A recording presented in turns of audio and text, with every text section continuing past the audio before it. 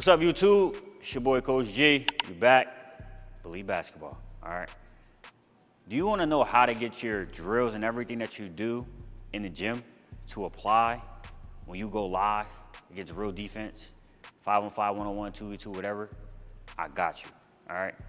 The main reason why you can't get your drills to translate because one, cones are a very foundational thing.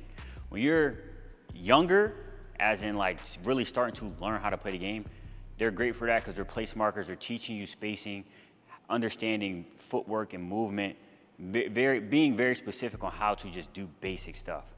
Once you graduate from being able to do all of your basic moves, you have to then increase the intensity level of what you do. Okay, so if you're just doing a basic crossover between the legs, you have to increase the intensity. The higher you go at every level, from middle school to high school to college to pros, the intensity level is what changes. The speed and the intensity. So when you're going through the cones, a lot of people tend to just BS through the cones. You're not pushing yourself to the point of where it's going to be game speed. You're not visualizing a defender. These cones aren't just here to be placeholders. Sometimes they can be, but what they're really representing is, if I'm on defense here, I'm gonna slide and cut you off. So this is my point. I have to turn and change direction. And then again, so you have to visualize what the cones are actually representing and then apply that to the training.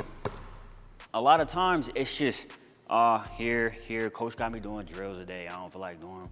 No, it has to be a discipline thing. And then when you're going through the cones, you should be very detailed. I have to make sure I step this foot through. Why? It's because I'm practicing. Okay, if this is a defender, I have to make sure I take the right angle out of between the legs, or whatever move I do. I have to make sure I take this right step, to make sure I dribble the right way. I have to make sure I am dribbling the ball hard enough to where it sticks to me so I'm not getting the ball taken from me. There's like a visualization that you have to have when you're doing these cones. Second, you have to get enough reps in, right? And do you know how much reps is? Like, do you know what the perfect amount of reps is? There isn't one. You have to just keep doing, fall in love with the basics. This is like, if you're gonna do something, do it to your best of your ability, but the amount of reps you get, the more you do something with the right intensity and detail, it changes your game. There's like a reason why you'll see somebody doing cone drills and you're looking and you're like, I don't do cone drills like that. Like, he's doing something different. He's not really doing anything different. He's just a lot sharper. And you know where the sharpness come from? The sharpness is the reps, the amount of reps you do at the right intensity and the right detail. When you fall in love with the basics and you're doing the right reps every time, placing the ball where it needs to be, placing my feet where it needs to be, when you go live, the amount of reps that you put in will be on display every time. So that's why when they say work ethic and how hard you need to work, this is the reason why. Because the third point is confidence.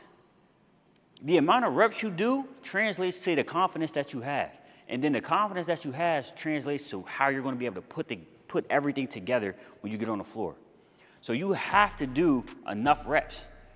And by enough reps, that means like, I literally would be in the gym, whether I'm shooting, working on a new move, ball handling, whatever the case may be. I would just, especially in college, I had access to a gym with however long I wanted to be in there. I would literally stand here and I wanted to learn how to shoot out of the crossover. I would stand here and cross over and shoot. And I would do that. I would have AirPods in and do that full speed, literally at the free throw line. Sometimes even closer when I first started. And I would do that for hours. Like legit, I'd be in the gym for at least an hour. Sometimes late night, just here. Just working on how I'm gonna get my shot off. And that's the only thing I would do. I wouldn't even go left hand. I would literally do the same move. Oh, that's just what worked for me. But the reps that I'm taking, the visualization that I'm having, I'm taking my game, and the first thing I'm gonna do is gonna translate. Then I will move back if I had a rebounder, and I will go 5 spots. I will go from here, because I'm going to be isoed on the wing. I will always split, so I will go elbow, I will go middle, elbow, wing. Because I know that's where I'm going to get most of my shots from. If I'm in the corner, that's pretty much going to be like a catch-2-3. When I am out top, I have certain moves that I'm going to get to every time, and there's nothing you can do about it. Because I've done it so much. I've repped it out. It's literally, I could do it in my sleep.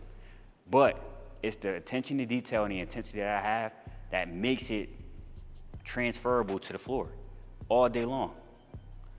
The next point is physicality, right?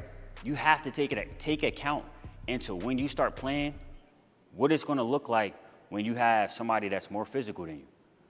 All right, how am I gonna get my shot off if I'm getting bumped? How am I gonna get my shot off if they're closing space, if I'm getting hand checked, if they're holding my arm, like whatever the case may be. So as I'm doing my moves, I'm working on where the defender might be at. I might have to move my shot location, right? Where I shoot the ball. So if my shot is here, if the defenders are really handsy, I might have to take and change where I shoot. I might have to change where I'm gonna release the ball at, right? So it's like small things that you have to take into consideration as you're training, right? So if somebody's physical, a lot more handsy, think about those things as you're doing your reps and have the attention to detail to like negate whatever they got or they're gonna throw at you.